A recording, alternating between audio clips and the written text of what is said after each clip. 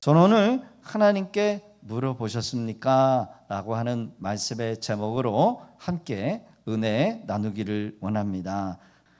이삭이라고 하는 이름을 가진 목사님이 계시는데, 이 목사님은 탈북자 선교하시는 목사님이시기도 합니다. 무사히 남한으로 돌아올 수 있도록, 올 수 있도록 돕는 역할을 하는 이 선교사님의 간증의 이야기가 있습니다. 1995년 미국에서 이분이 사역하고 있을 때 북한과 중국의 국경에 있는 사역지의 한 형제가 전화가 오게 되어요. 통화의 내용은 북한 성도들의 탈출을 도와달라는 내용이었습니다. 북한에 도착해 보니 4명의 어른들이 나와 있습니다. 제일 나이가 많으신 분이 79세. 그분께 물었습니다. 왜 나오시려고 그래요? 나 찬송 한번 마음 놓고 불러보고 싶어서. 그래. 감동이었답니다. 예, 알겠습니다. 도와드리겠습니다. 언제 나오시겠어요? 빠를수록 좋소. 몇 명이나 되세요? 65명 정도요. 어른도 있고 애들도 있어. 우리 손녀도 있어. 정보가 들어왔는데 우리 모두 탈북자 수용소로 끌려간다나 봐. 제가 도와드리겠습니다. 그랬더니 이 노인이 황급히 말씀하십니다. 잠깐만, 내가 나가서 하나님 앞에 직접 물어보고 결정하면 안 되겠어? 응, 그러세요. 뚜벅뚜벅 걸어 나가신 그분이 10분도 채 되지 않은 채 돌아오십니다. 신었던 그 신발을 땅에 질질 끌고 들어오시는데 그 모습이 조금 전과 다른 모습이었어요. 왜 그러세요? 나가서 물었어. 뭐라고요? 하나님, 미국에서 온 이 목사 우리를 도와주겠다고 하는데 따라갈까요? 따라갈까요? 내가 능력이 없어서 너희들을 북한 땅에 남겨주는 줄 아느냐? 이 노인이 그 말을 듣고, 그럼 우리가 매맞는 것도 하나님의 뜻이요? 물론이지. 아니, 하나님, 우리가 굶는 것도 하나님의 뜻이에요? 물론이지. 아니, 우리가 잡혀가 수용소로 끌려간다고 그랬는데 그러는 것도 여러분 하나님 몰라서 묻냐? 이 한마디 말에 네, 하나님 순종하겠습니다. 그 노인분이 여러분 얼마나 어떤 심정이었겠을까요? 그분의 믿음이 감격스러워서 그 노인의 발에 무릎을 꿇고 내려다보면서 신고 온 그 신발 구멍이 2개 뚫려 있어서 발가락 2개가 나와 있었답니다. 그 발가락에 이상 목사님이 입술을 대고 키스를 한 거예요. 그리고 우는 동안에 자신의 목 뒤에 뜨거운 눈물이 떨어지는 것을 느꼈다고 합니다. 일어나서 인사를 다시 하고 안녕히 계세요. 그랬더니 무슨 인사가 그러냐? 천국에서 다시 만나자고 그래라. 북한으로 끌려가면 죽을 각오를 하신 겁니다. 예, 천국에서 뵙겠습니다. 그 말 한마디를 하고 떠나 나오는데 몇 걸음 뒤에 그 노인분의 음성이 들려옵니다. 누가 우리를 그리스도의 사랑에서 끊으리요? 조금만 있으면 체포돼서 끌려갈 북한 땅, 죽음의 땅, 그리로 되돌아가야 하는 이 노인의 암송한 말씀, 로마서 8장 35절의 말씀이었어요. 그리고 그게 그분과의 마지막 만남이었고 헤어짐이 되었습니다. 몇 년 후에 그곳을 다시 찾아가 자신을 태워준 택시 운전사를 다시 만나게 되었는데 그 택시 운전사가 이렇게 얘기를 해요. 나를 기억하시오? 잘 모르겠는데요. 그랬더니 몇 년 전에 왔던 노인분을 만나지 않았소? 아, 예. 그 말을 하면서 그 운전수가 눈물을 흘리면서 울고 있습니다. 끌려갔던 6명의 젊은이들이 안 끌려가려고 덤비다가 그 6명이 매를 맞아서 머리통이 깨져서 죽어요. 나머지는 수용소에 끌려가서 병들고 굶고 매 맞아서 4년에서 5년 걸쳐서 모두가 다 죽었다고 합니다.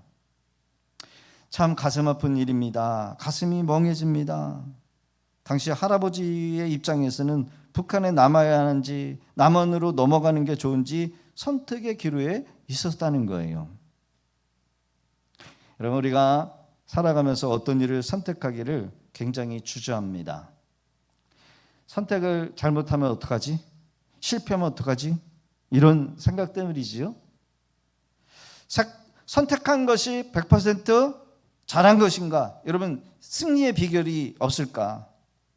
성공률 100%, 성공 100%의 인생. 여러분, 이런 삶이 되면 얼마나 멋지겠습니까? 오늘 첫 시작에 이상 목사님의 이 간증 이야기, 이 북한의 할아버지는 여러분 바른 선택을 하는 비법을 알고 계셨어요. 그것은 바로 하나님 앞에 묻는 것이었습니다. 그리고 그 하나님의 말씀에 절대적으로 순종하는 것이었어요. 여러분, 북한 할아버지처럼 하나님의 응답이 내 뜻과 다르더라도 하나님의 말씀에 순종하는 것이 바른 선택인 것입니다. 하나님은 우리의 생각보다 크시고 우리의 더 넓은 계획과 더 깊은 뜻을 가지고 있기에 지금 당장 내 눈에, 내 삶에, 내 시간이나 어떤 재정적인 여러분 마이너스가 된다 할지라도 여러분 그것이 순종하는 것이 옳은 줄로 믿습니다. 우리의 삶 속에 매 순간 바른 선택을 하기 위하여 우리가 어떻게 해야 할지 오늘 주시는 말씀을 통하여 우리가 함께 의뢰받고 하나님의 뜻을 이루어가는 복된 우리 성도들이 되어지기를 주 이름으로 축원합니다. 첫 번째로는 하나님께 꼭 물어봐야 한다는 것. 따라합시다. 하나님께 꼭 물어봐야 합니다. 여러분 기억하시기를 바라요. 오늘 본문은 다윗의 이야기입니다. 사무엘상 30장 30절의 기록을 보면 다윗과 그 사람들이 성읍에 이르러 본즉 성읍이 불탔고 자기들의 아내와 자기 자녀들이 다 사로잡혔는지라. 다윗이 남자들을 이끌고 전쟁터에 나가는 이유는 여러분 뭐예요? 이유가 있었던 거예요. 이때 집을 비운 사이에 아말렉 족속들이 쳐들어와서 집을 다 불태워버리고 아내와 재산과 처자들을 다 데리고 끌고 가버렸습니다. 가족과 재산을 지키기 위하여 잠깐 전쟁터에 나간 사이에 재산과 가족이 없어졌어요. 여러분 엄청난 절대 절망의 위기요 절망의 순간입니다. 성경은 당시의 상황을 다음과 같이 묘사합니다. 4절의 기록을 보니까 다윗과 그와 함께한 백성이 울 기력이 없도록 소리를 높여 울었더라. 다윗이라고 하는 우두머리와 남자들이 울 기력이 없도록 대성통곡을 한 상황이에요.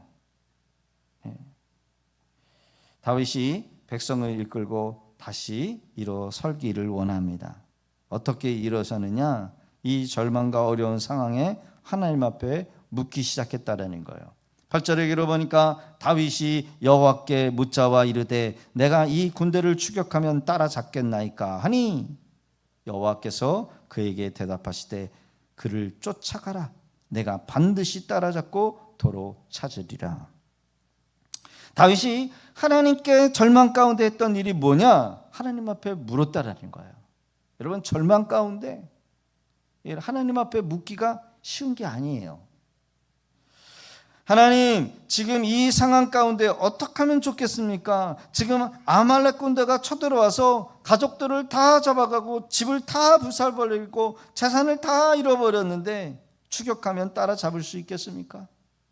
승리할 수 있겠습니까? 했을 때 하나님께서 분명한 답을 주셨어요. 따라가라는 겁니다. 그러면 다시 도로 찾을 것이다라는 거예요. 사실 다윗은 이전에 하나님 앞에 묻지 않고 결정했다가 크게 잘못했던 일들이 있었어요. 하나님 앞에 묻지 않고 내 마음대로 결정했더니 이런 어려움이 찾아왔구나. 고난을 당한 후에야, 깨달은 후에야 그때부터는 하나님 앞에 꼭 물어보기 시작했다라는 거예요. 여러분, 우리의 인생이 내 뜻대로 안 되고 사업이 안 되고 자녀가 흩어지고 말을 듣지 않고 어려운 문제가 생기면 생길수록 뭐 해야 될까요? 하나님 앞에 그 문제를 들고 나아가 물어야 한다는 겁니다. 하나님이 말씀해 주실 때까지 여러분 잠잠히 기다리는 것이 중요하다는 거예요. 그리고 하나님의 말씀이 들려지면 순종하는 것입니다.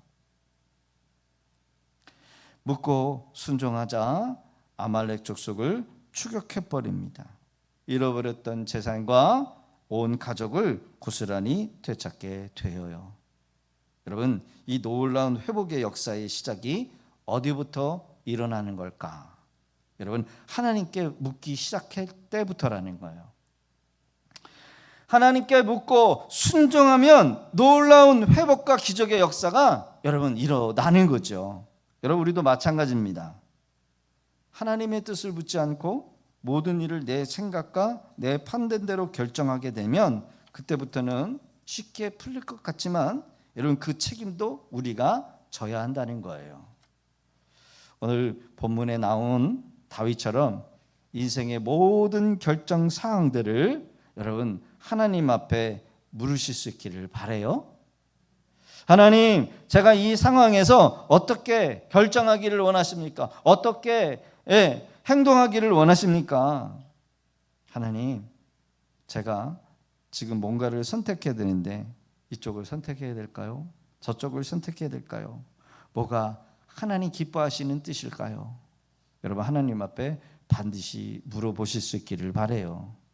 그리고 여러분, 하나님께서 응답해 주시고 감동을 주시면 그것이 내 마음에 들든 안 들든 순종해야 한다는 거예요.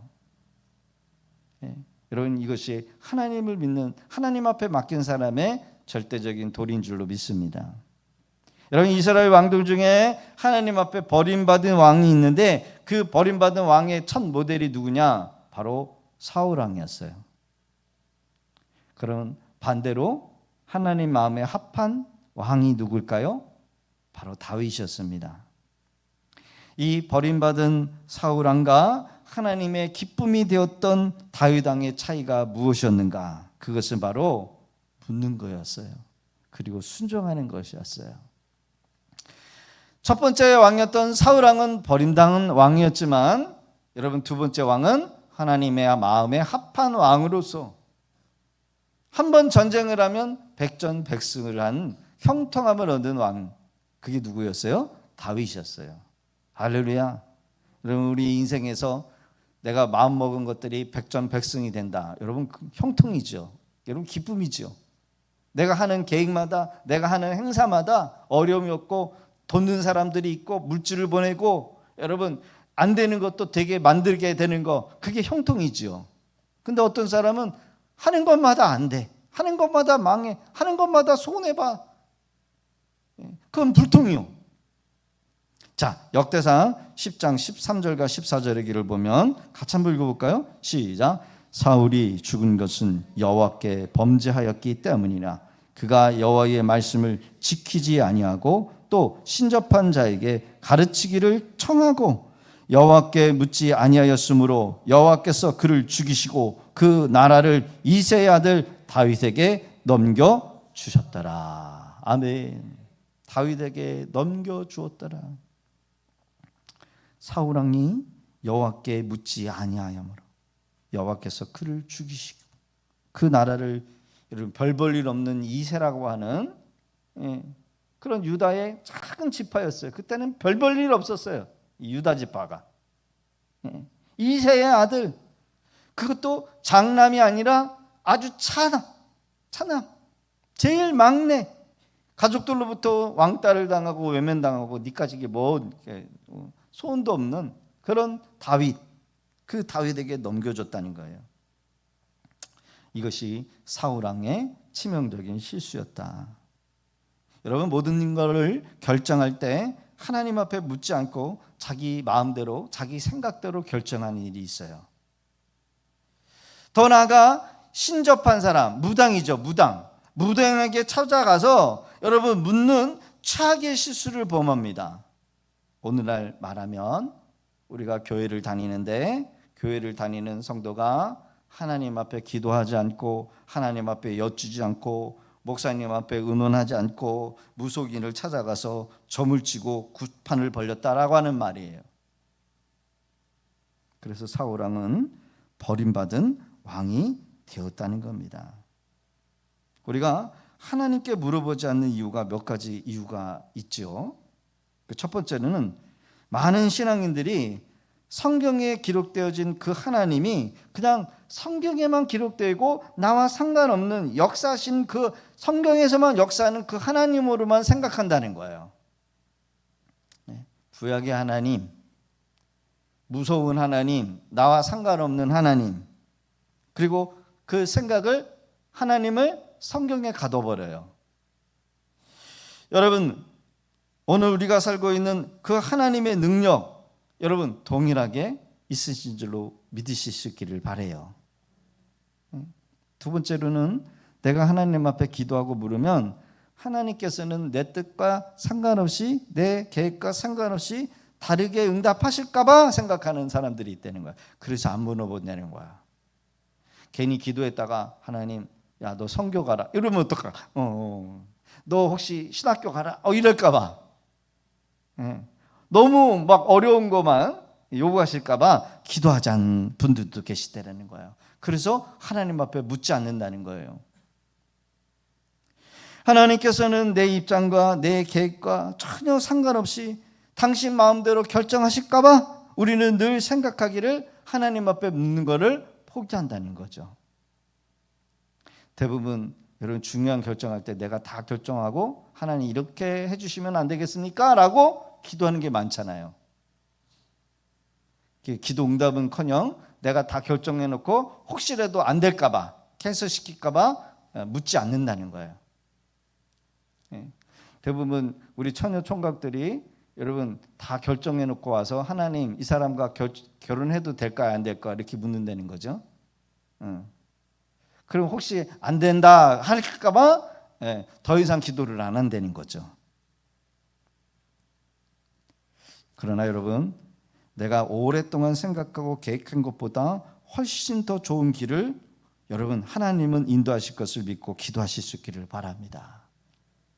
세 번째로는 우리가 자질구레한 일로 하나님 앞에 기도한다라고 하는 이 생각 때문에 하나님 혹시 기뻐하지 않으실까 봐 그래서 기도 안 하신 분들이 계시대요. 실제로 그래요. 하나님 바쁘신데 괜히 나 같은 것이 기도해가지고 하나님 괜히 번잡스럽게 할까봐 하나님 그냥 내 일은 내가 알아서 결정합니다. 실제로 그런 일이 있어요. 여러분 큰 문제가 있을 때 하나님께 물어보고 기도하지만 자질구레한 일까지 하나님 앞에 묻는 것은 신앙이 없다, 믿음이 없다라고 생각하시는 분들도 계세요. 그러나 여러분 하나님은 크거든 작든 여러분 하나님 앞에 묻는 것을 좋아하시는 하나님이신 줄로 여러분 믿으실 수 있기를 바랍니다. 여러분 하나님은 우리 아버지시래요. 믿으십니까? 작은 일도 하나님은 묻기를 원하세요. 작은 일도 하나님 앞에 묻는 것은 하나님을 인정하는 것이에요. 할렐루야. 하나님을 내 삶의 아버지로 인정하면서 사는 것, 여러분 그런 삶이 여러분 신앙의 기쁨인 줄로 믿습니다. 네 번째로는 하나님은 어떤 특별한 사람, 위대한 사람이나 믿음 좋은 사람에게 응답해 주신다라고 생각하기 때문에 하나님 앞에 안 물은대요. 여러분 다윗과 같이 훌륭한 사람이 기도하고 물을 때 응답해 주시지만 나 같은 사람에게는 하나님께서 응답해 주시지 않는다라고 생각하십니까? 여러분 성경은 내가 읽을 때 내 것이 되는 거죠. 나를 위해서 하나님이 성경을 주신 거예요. 거기에는 만나주시겠다라고 했고, 찾으면 들어주시겠다라고 하셨고, 두드리면 열릴 것이라고 우리에게 향한 말씀이에요. 할렐루야. 다윗은 왕이 된 이후에 하나님 앞에 묻는 일을 여러분 그만두지 않았어요. 매일매일 사사건건, 밤이나 여러분요 낮에도 새벽에도 어려운 문제가 있을 때마다 하나님 앞에 묻기를 힘썼던 왕이었어요. 여러분 우리도 마찬가지입니다. 반드시 어떤 일을 결정할 때 하나님 앞에 반드시 물어보고 응답받고 움직여 나갈 수 있는 그런 우리 성도들이 되어지기를 주 이름으로 축원합니다. 우리가 물으면 하나님은 응답하셔요. 따라합시다. 우리가 물으면 하나님은 응답하십니다. 할렐루야. 여러분 불교의 경전은 어려워요. 어떤 철학적인 것도 요구하지 않아요. 어린아이 5살짜리 4살짜리 6살짜리 아이가 하나님 앞에 기도하면 하나님은 다 듣고 계시고 응답해 주시는 하나님이신 줄로 믿으실 수 있기를 바랍니다. 대부분 제가 가끔 우리 성도님들에게 문자를 보내면 답이 안 와. 답이 안 와요. 어떤 청년은 하루가 지난 다음에 오는 분들도 계시고, 너무 바빠가지고 그렇겠지라고 생각하기도 하지만, 또 어떤 분은 보내자마자 오시는 분이 있어요. 운전하시면서도 보내. 그렇죠? 여러분 하나님은요, 우리가 여러분요 물으면 하나님은 어떻게든지 우리에게 응답해 주시려고 여러분 애쓰시는 분이신 줄로 믿으실 수 있기를 바랍니다. 중요한 것은 우리가 묻지 않는다는 게 문제고, 우리가 결정 다 해놓은 다음에 여러분 하나님 앞에 묻는 경우가 있고, 물론 하나님이 음성을 들려주는 경우도 있지만 음성이 없이 오시는 경우도 있어요. 하나님 우리에게 말씀하실 때 다양한 방법으로 말씀하셔요. 성경에도 보면 다양한 방법으로, 그렇죠?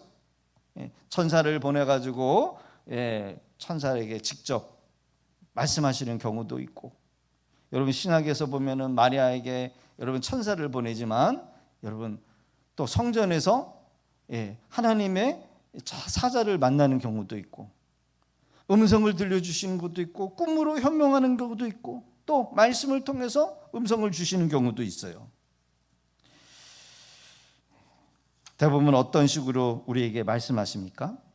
말씀으로도 응답하시고, 또 기도를 통해서 응답하시고, 또 환경을 통해서도 응답하시고, 믿는 사람을 통해서 응답하시고, 마음의 감동을 통해서 하나님이 응답해 주시는 경우도 있어요. 저도 청년 시절 때 군 생활을 할 때 우리 군 내부에 여러분 예수 믿는 사람이 한 사람도 없었어요. 근데 그 중에 천주교인이 하나가 있었는데, 선배죠. 고참이 천주교인인데, 그 천주교인 선배의 입을 통해 가지고 하나님이 저한테 위로의 말씀을 주시는 경우가 있었어요. 저 사람이 저런 말 하는 사람이 아닐 텐데 어떻게 저런 말을 해서 나한테 위로를 주는가 봤더니, 하나님께서 천주교인이라고 하는 그 사람을 통해서도 여러분 하나님이 내게 응답해 주시기도 해요. 할렐루야. 다양한 방법 중에 가장 중요한 방법은 뭐냐? 바로 말씀을 들을 때, 우리가 말씀을 읽을 때 하나님이 응답하신다는 거예요. 하나님의 말씀인 성경은 여러분 예배 시간 때마다 주의 종을 통해서 주시는 말씀을 통해서 가장 많이 말씀을 하고 계시다. 그래서 성경책을 많이 읽고, 그리고 우리가 예배에 적극적으로 더 많은 예배를 참석할 때 하나님께서 내게로 향한 말씀이 있어요. 우리가 하나님 앞에 질문을 던져놓고, 예를 들어서 말씀도 읽지 않고 예배도 참석하지 않고, 그래서 하나님의 뜻도 잘 분별할 수 없고 응답을 받을 수 있을까요? 없다는 거예요. 우리가 마음의 태도도 중요해요. 내가 간절히 사모하는 마음으로 여러분 예배를 들으면서 말씀을 듣는 것과, 오늘은 어떤 말씀이 선포될까, 그냥 여러분 그런 듣는 거하고 또 달라요. 내가 하나님의 음성을 놓치고 못 듣는 경우가, 여러분 하나님이 응답을 안 하셔가 아니라 우리가 자꾸 하나님의 음성을 들으려고 하지 않으면 들려지지 않는다는 거죠. 주일 낮뿐만 아니라 여러분 새벽 예배에도 하나님이 말씀하시고 수요 예배, 금요 기도회, 또 여러분 우리가 중보 기도팀이 있는데 중보 기도팀 속에서도 기도하는 가운데 하나님이 말씀하세요. 많은 식으로 하나님이 우리에게 음성을 들려주는데 여러분 자꾸 우리가 주님의 음성을 들으려고 하자면 그게 안 들려요. 만약 여러분들이 영적 분별력이 없어서 뭐가 뭔지 모를 때는 여러분 목사님 앞에 찾아와가지고 목사님하고 상담하면 하나님께서 알려주십니다. 평상시에 믿음이 좋고 열매가 좋은 성도님들이 계셔요. 그 성도님들하고 여러분 대화를 나누고 상담하다 보면 여러분 하나님이 그 사람들을 통해서 내게 합당한 말씀을 주시는 경우가 있다는 거죠. 그래서 여러분 한 가지 팁을 드리다라고 한다면 물어보는 대상이 중요하다는 거예요. 물어보는 대상이 여러분 잘 선택을 해야 돼요. 예를 들어서 평상시에 부정적인 말을 많이 하는 사람이에요. 그런데 내가 여러분 뭔가를 결정해야 되는데 부정적인 말을 매일매일 하는 그 사람에게 여러분 상담을 하면 무슨 말이 들려올까요? 부정적인 말만 들려와요. 또 망한 사람에게 물어보면 결국은 뭐예요? 망하는 길로 가게 되는 거예요. 세상적인 사람에게 여러분 상담하면 세상적인 방법을 가르쳐줘요. 나보다 믿음이 없고 나보다 신앙이 엉터리인 사람에게 여러분 물어봤자 결과는 여러분 뭐예요? 안 좋은 것만 얻을 수밖에 없다는 겁니다. 사울왕의 치명적인 여러분 문제가 무엇입니까? 하나님 앞에 묻지 않았다는 거예요. 그 당시에 자기에게 기름 부었던 사무엘 선지자에게 묻지 않았다는 거예요. 자기 멋대로, 자기 마음대로, 자기 감정 내키는 대로 결국 선택했던 그 선택의 결과가 뭐예요? 실패하는 인생이 되고 말았다는 겁니다. 여러분 우리가 왜 실패합니까? 왜 되는 노릇이 없습니까? 안 되는 사람에게 물어보니까 실패하는 것을 계속 반복하니까 여러분 신앙이 나아지지 않고 인생이 나아지지 않는 거예요. 나보다 잘나고 나보다 똑똑하고 나보다 성공한 사람들에게 자꾸 물어다 보면 여러분 우리의 문제가 무엇인지를 보게 돼요. 믿음도 마찬가지죠. 그러게 여러분 하나님은 사울이 백성을 잘 다스리는 유능한 왕이 되기보다 하나님 앞에 온전히 묻고 순종하는 왕이기를 원하셨다는 거예요. 사울 왕이 백성을 눈치를 보면서 여러분 백성의 비유를 맞추는 왕이 아니라 하나님의 뜻, 하나님 말씀에 순종해서 하나님이 원하시는 말씀이 다스리는 그런 통치하는 나라가 되기를 원하셨다는 거예요. 결과적으로 순종하지 못했던 실패하는 왕이 되고 말았던 왕이 누구예요? 사울 왕이요. 하나님 말씀하시면 어떤 응답이라도 반드시 순종하겠습니다. 여러분 이런 찬양 가사가 있어요, 없어요? 있어요. 주님 말씀하시면 내가 나가리다. 주님 뜻이 아니면 내가 멈춰서리다. 나의 가고 서는 것 주님 뜻에 있으니 오 주님 나를 이끄소서. 주님 뜻이 아니면, 그렇죠? 내가 멈춰서고 나의 가고 서는 것 주님의 뜻이 있으니 오 주님 나를 이끄소서. 순종은 신호등 앞에 서 있는 소녀가 빨리 뛰어나가고 싶어도 예수님이 빨간불을 켜시면 멈추는 거래요. 여러분 빨간불이 켜지면 어떻게 해요? 멈춰야 돼요. 목사님이 옆에서 가라 그래도 가면 돼요, 안 돼요? 안 돼요. 근데 우리 성도님들은 순종을 잘해서 가시더라고요. 가면 안 돼요. 가면 사고 나는 거예요. 그렇죠? 나는 가기 싫어도 예수님이 녹색불을 켜면 가야 돼요. 내 뜻과 내 의지와 오로지 주님의 말씀이 가라고 하면 멈추고, 멈추라는 것 여러분 순종이에요. 순종. 그런데 하나님이 순종하라고 하시는 것에 우리의 상식이 맞지 않을지라도 여러분 순종할 수 있어야 돼요. 서두에 말씀드렸던 이 북한의 탈북 할아버지, 우리 생각에는 무사히 탈북을 시켜주어서 찬양도 마음껏 부르고 신앙생활도 자유롭게 하면 좋겠다라고 하는 그런 생각이 우리도 있어요. 그러나 하나님께서 그 탈북자들을 다시 북송으로 그리고 돌아가게 하시는 것은 하나님의 더 큰 뜻과 계획이 있으셨을 거예요. 순교의 피가 필요하기에 하나님이 순교를 요구하셨을 거예요. 믿음의 선배들은 모두 이 할아버지처럼 순종의 자리를 떠나지 않았다는 겁니다. 때로는 내 뜻과 내 생각이 맞지 않더라도 무조건 순종해야 할 때가 있어요. 저도 예전에 목사 안수를 받고 자그마한 사례비도 적게 주는 그런 교회에 가서 사역을 하다가 누가 유혹을 하더라고요. 저 대형 교회 가면은 집도 주고 차도 주고 사례비에 보너스도 준대. 그거 속아가지고 제가 거기 갔다 온 거 아니에요. 그래가지고 엄청 고생했어요. 얼마나 고생했는지 이가 갈릴 정도로 하루에 4시간밖에 못 자. 요즘에도 제가 1시간밖에 못 자거든요. 새벽 예배 하느냐고. 거기서는 4시간밖에 못 자고 제대로 잠도 못 자가지고 나중에 귀가 이게 고막이 터지더라고요. 막 물 나고 막.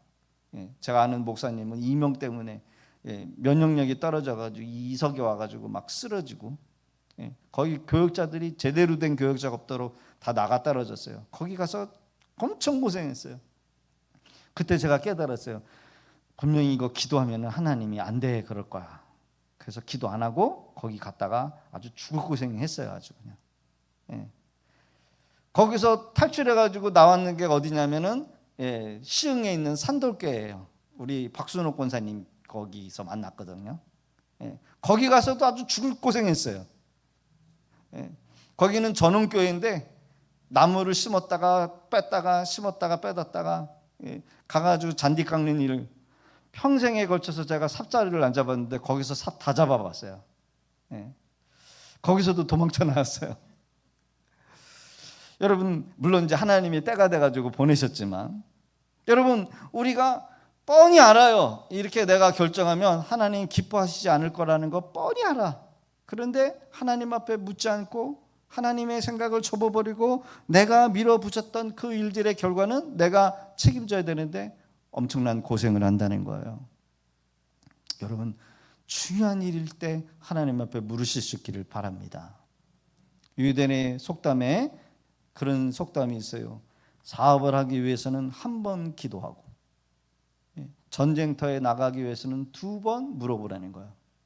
그리고 마지막 3번째가 뭐예요? 결혼은 3번씩이나 하나님 앞에 응답받고 여러분 결정해야 된다는 거예요. 왜요?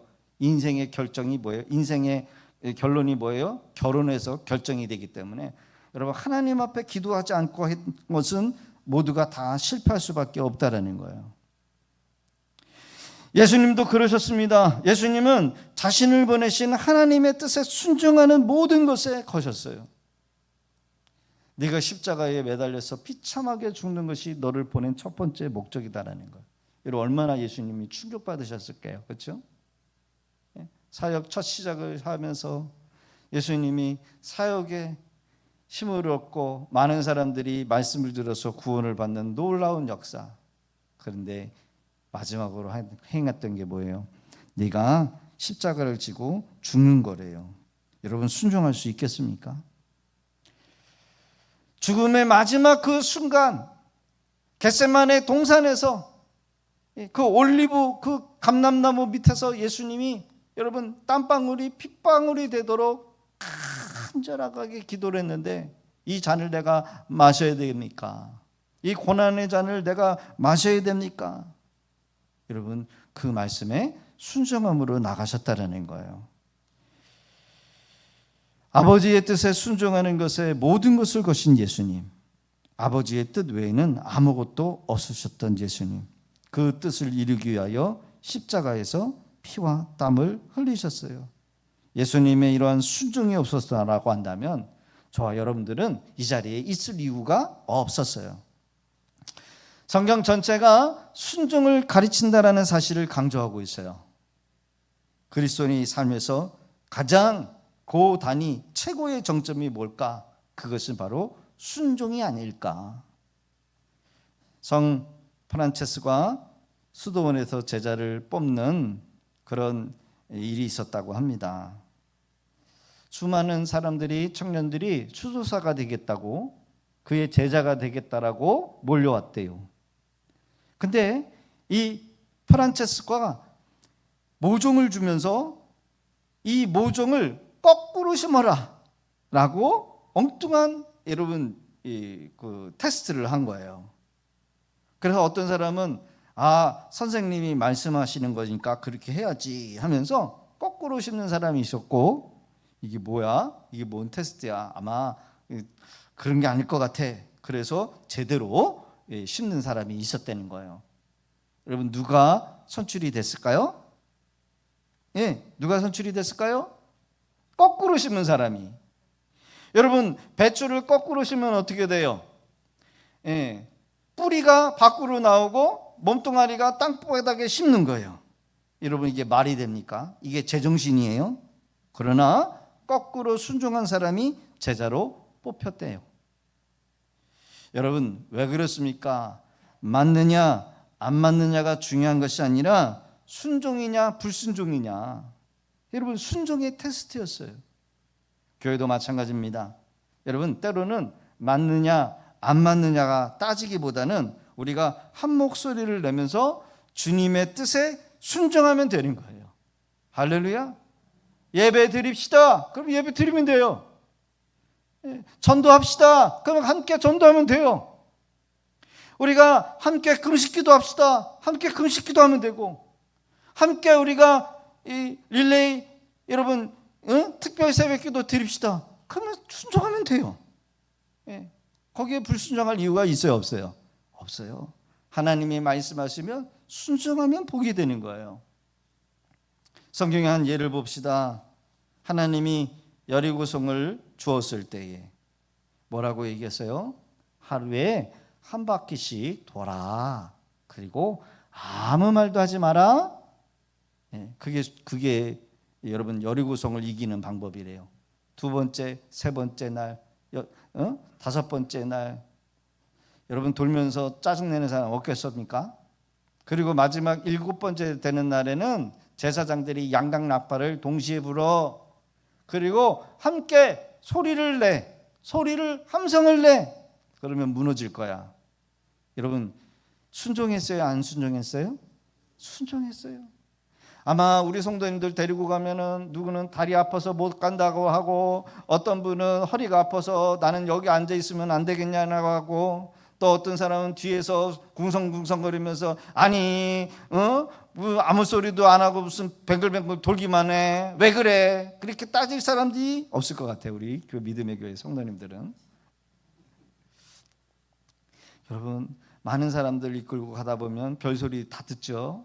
근데 여러분, 이스라엘 백성들이 순종했어요? 순종 안 했어요? 순종했어요. 인간적인 상식적으로 생각하기에는 순종할 수 없는 터무니없는 일일 수도 있지만, 그러나 말도 되지 않는 말씀이라 할지라도 순종했을 때 그 말도 되지 않는 그 말이 여러분 순종함으로 말미암아 기적과 복이 되어서 왔다라는 거예요. 할렐루야. 요즘 현대인들은 순종하기가 힘들대요. 당신은 순종해야 합니다 라고 하면 불쾌하다라고 하는 표정을 준대요. 내가 왜요? 우리 아이들 이렇게 어질러 펴놓아서 막 그 강아지판 만들어 놓고 있을 때, 야 이거 좀 쳐라 그러면, 내가 안 그랬는데요? 야 이거 네가 좀 치면 안 돼? 그걸 내가 왜 해야 되는데요? 이래. 여러분, 근데 어른들도 그러면 안 되잖아요. 어른들도 그거 내가 안 했는데요? 그거 내가 왜 해야 되는데요? 여러분, 순종하는 것은 당연히 하기 싫고 간섭받기 싫다는 거죠. 자존심 상한다는 거죠. 내가 하고 싶은데 내가 할 때 놔두라는 거예요. 현대인들이 여러분 왜 실패하는 이유가 있는가? 왜 불행해지는가? 여기에 이유가 있다는 거예요. 순종을 안 한대요. 특히 많이 배운 사람일수록, 고학력을 가지고 있는 사람일수록, 사회상적으로 경력이 많은 사람일수록, 지성인일수록 여러분 어려운 이유가 뭐냐? 순종이에요. 순종. 생각이 너무나 많아. 말이 많아. 뭘 그렇게 말이 많은지. 뭘 시키면은 말 못해. 그래서 순종을 모른다라고 하는 거야. 그래서 어려움이 생긴다는 거죠. 여러분, 하나님 말씀에 알아서 순종하면 형통한 줄로 믿습니다. 하나님보다 우리가 똑똑하진 않잖아요. 우리가 하나님보다 더 잘난 게 없잖아요. 그런데 하나님의 말씀에 온전히 순종하면 여러분 형통이 되는 줄로 믿습니다. 여러분, 우리 어렸을 적에는 부모님에게 순종했어요. 학교에서는 선생님에게 순종했어요. 교회에서는 전도사님, 목사님에게 철저히 순종했어요. 직장에서는 여러분 상관에게 순종했어요. 군대에서도 여러분 나보다 나이가 2살 어린 고참에게도 순종했어요. 근데 요즘에는 순종하면 안 된대요. 순종하기 싫어한대요. 우리 스스로에게 묻겠습니다. 나는 누구에게 순종합니까? 라고 물으면 물론 성도님들은 하나님이요 자신 있게 예치지만 여러분 목사가 뭘 하나 시키면 나는 싫다는 거예요. 여러분 목사가 전도사가 시켜서 안 하는 거는 하나님에게도 불순종하는 거래요. 여러분 자기 자신에게는 순종하면서 여러분 하나님의 말씀에 순종하지 않는다라고 하는 것은 제대로 된 순종이 아닐 수 있다는 겁니다. 대부분 자기 자신의 감정이 시키는 대로 신앙생활 한다는 거예요. 이것 때문에 우리가 신앙의 실패, 삶에 실패할 수밖에 없다. 말씀을 맺겠습니다. 사무엘상 30장 8절에 다윗이 여호와께 묻자와 이르되, 물었다는 거예요. 다윗이 여호와께 묻자와. 그의 인생은 100% 승승장구하는 인생이 되어요. 다윗은 어디로 가든지 형통함이 아니라 모든 삶이 여러분 다 만사형통의 왕이었어요. 왜 그럴까요? 여기에 성공의 비결이 있었다는 거예요. 하나님 앞에 물었고 하나님의 말씀에 어떤 일에도 순종을 했던 다윗. 하나님 앞에 묻고 무조건 순종할 때 여러분 하나님께서 우리에게 향한 여러분 형통의 길, 예비된 축복이 우리의 것이 되는 줄로 믿으실 수 있기를 바랍니다. 이번 한 주간에도 때로는 내가 손해보려고 하지 않고 왜 내가 해야 되는데 왜 내 자존심이 허락하지 않는데 이런 거 다 내려놓고 오히려 반대로 낮아져서 하나님 말씀하시면 내가 어떤 것이라도 순종하겠습니다. 내가 내 삶에 내 물질적인 손해를 보더라도 내가 순종하겠습니다라고 할 때 하나님이 건강도 주시고 자녀도 복 주시고 은혜 주시고 형통케 하시는 그 은혜가 여러분들의 것이 될 줄로 믿습니다.